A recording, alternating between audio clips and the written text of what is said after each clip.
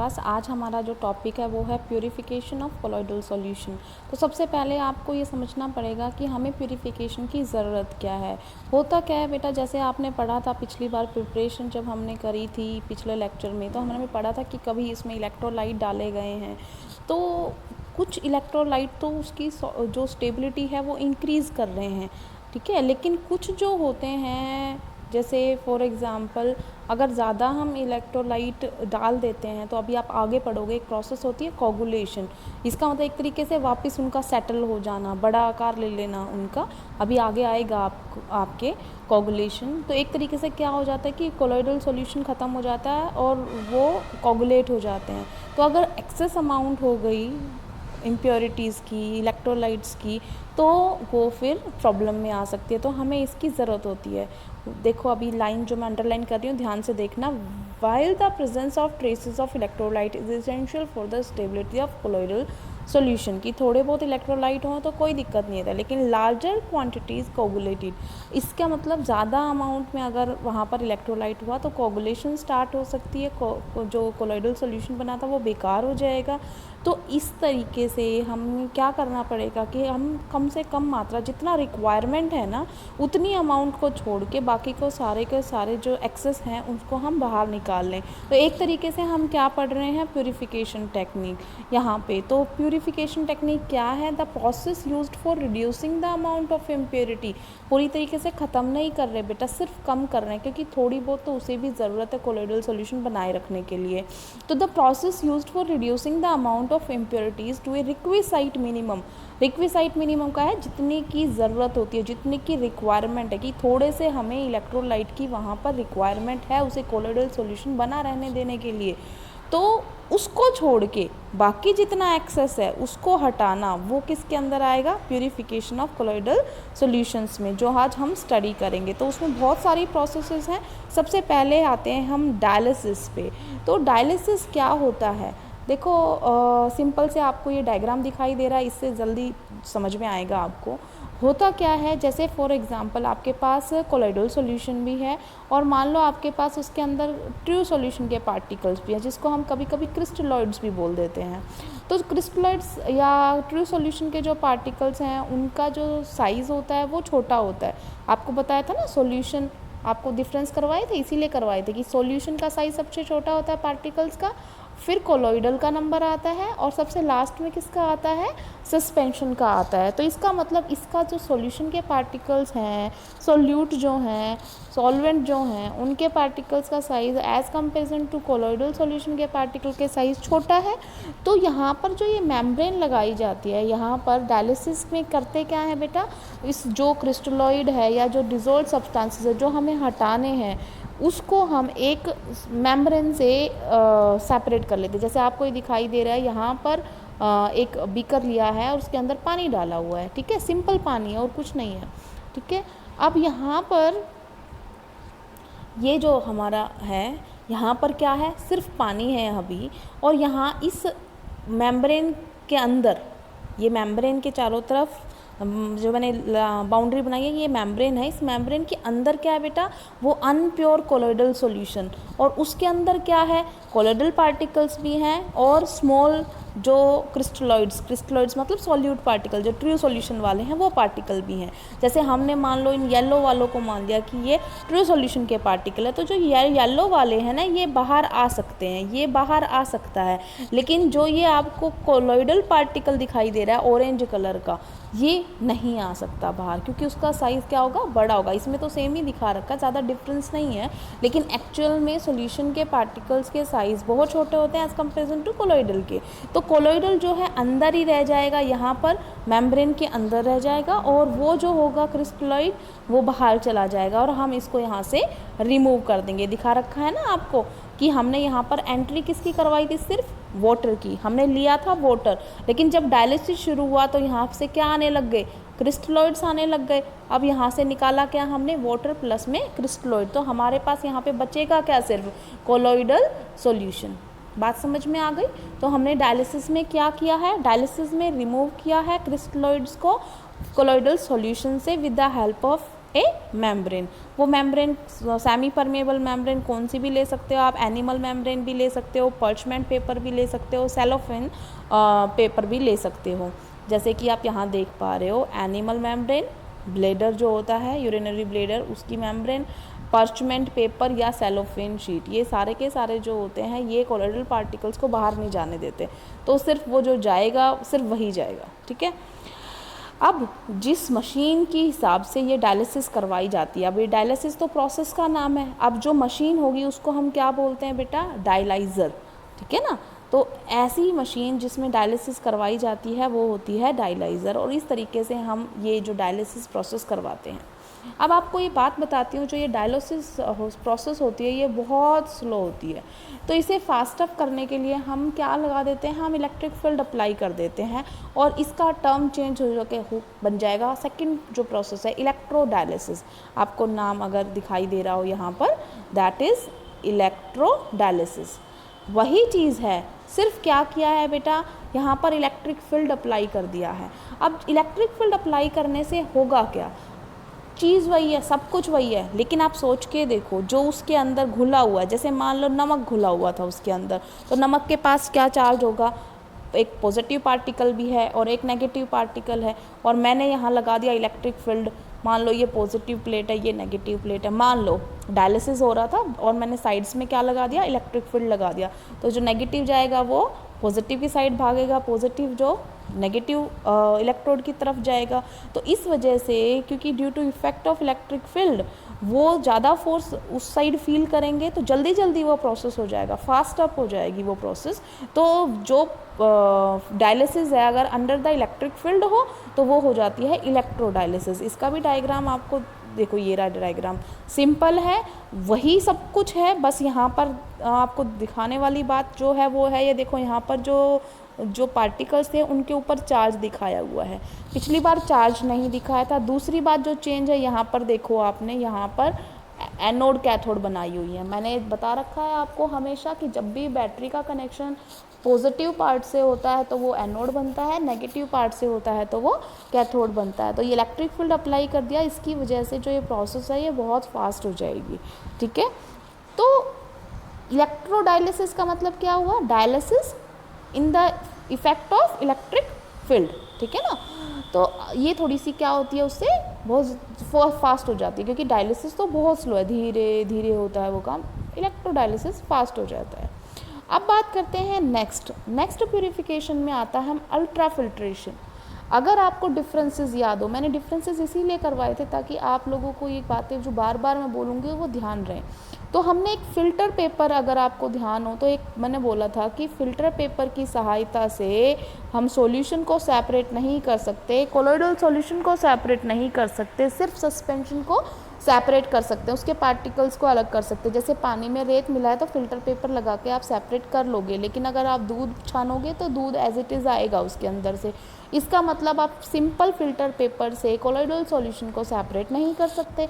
तो हमने filter paper को क्या बनाना है, हमने फ़िल्टर पेपर को अल्ट्रा फ़िल्टर पेपर बनाना है।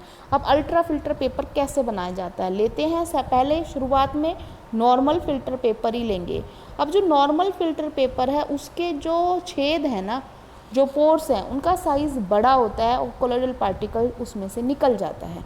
अब अगर मैं उसके साइज़ को छोटा कर दूं, मतलब with the help of any chemical, तो वो कोलोइडल पार्टिकल को नहीं जाने देगा। वही तो हमें बनाना है। तो हमने क्या किया, हमने फ़िल्टर पेपर को कोलोइडियन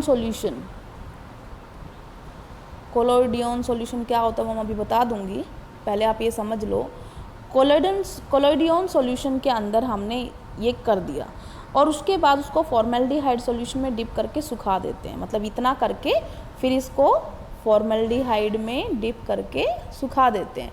उससे क्या होता है, जो मान लो फ़िल्टर पेपर का जो साइज़ इतना था वो अब रिड्यूस होके इतना हो गया है, और अब वो किसको नहीं जाने देगा, कोलोइडल पार्टिकल्स को अपने अंदर से नहीं जाने देगा। जैसे मान लो पहले कोलोइडल पार्टिकल का साइज़ ये था, ये आराम से जा पा रहा है, लेकिन अब क्या जा पाएगा, ये नहीं जा पाएगा इसके अंदर से। अब इसका मतलब ये भी अल्ट्रा फिल्टर जो होगा अब कोलोइडल पार्टिकल्स को छान देगा। समझ में आ गया। इसका मतलब डिस्पर्स्ड फेस हम अलग कर सकते हैं डिस्पर्सन मीडियम से। ठीक है, तो अब ये जो कोलोइडियन सॉल्यूशन बोला है ये क्या होता है? कोलोइडियन सॉल्यूशन जो होता है बेटा 4% ऑफ नाइट्रोसेलुलोज, ये आपको दिखाई दे रहा हो अगर 4% ऑफ नाइट्रोसेलुलोज को आप किसके अंदर घोलोगे? अल्कोहल और ईथर। 4% का मतलब आपको पता ही है 100 वो चीज़ होगी, 4 नाइट्रोसेलुलोज है। तो ये अल्कोहल और ईथर लिया आपने और उसके अंदर एज ए सॉल्वेंट तो हमने अल्कोहल और ईथर लिया और सोल्यूट कौन है हमारे पास? नाइट्रोसेलुलोज। 4% सॉल्यूशन बनाएंगे उसका और जब वो बन जाएगा तो वो हमारा बन जाएगा कोलोइडियन सॉल्यूशन। उसके अंदर हम फिल्टर पेपर रखेंगे, थोड़ी देर सॉक करेंगे, उसके बाद हम उसको फॉर्मेल्डिहाइड डाल के फिर ड्राई कर देंगे, जैसे कि इसमें दिखाई दे रहा है। इस कोलोइडल सॉल्यूशन से करने के बाद हमें क्या करना है? फॉर्मेल्डिहाइड में डिप करना है हार्ड करने के लिए और फिर ड्राई कर देना है। इसकी वजह से जो उसके पार्टिकल्स का साइज़ है वो क्या हो जाएगा? छोटा हो जाएगा और अब उसके अंदर से कोलोइडल पार्टिकल्स के जो डिस्पर्स्ड फेस के पार्टिकल्स हैं वो नहीं निकल पाएंगे। तो डिस्पर्सन मीडियम अलग, डिस्पर्स्ड फेस अलग हो जाएगा। तो इस तरीके से हम क्या कर सकते हैं? हम फिल्ट्रेशन कर सकते हैं उसको।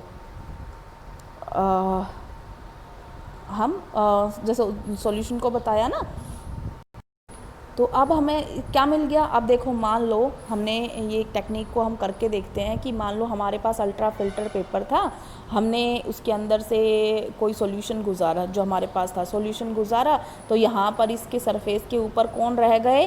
Colloidal particles. ठीक है, आप उसको कहते हो कि डिस्पर्स्ड फेस रह गया एक तरीके से। ठीक है, यहाँ पे डिस्पर्स्ड फेस रह गया। बाकी जो सॉल्यूशन था, जो नॉर्मल जो छोटे पार्टिकल्स का साइज़ था, प्लस में जो डिस्पर्सन मीडियम था वो तो अब हमें डिस्कार्ड करने हैं, क्योंकि हमें तो क्या बनाना है? हमने प्यूरिफाई करना था। तो हमारे तो पार्टिकल्स अलग आ गए। तो हमारे पास जो पार्टिकल यहाँ पे मौजूद होंगे, अब हम इसमें क्या मिला देंगे? अब हम इसमें डिस्पर्सन मीडियम मिला देंगे, प्योर बिल्कुल। तो डिस्पर्स्ड फेस में डिस्पर्सन मीडियम बना दिया, हमें क्या मिलेगा? हमें बिल्कुल प्योर क्या मिल जाएगा? Colloidal solution. तो इस तरीके से हम क्या करते हैं? अल्ट्रा फिल्ट्रेशन करते हैं।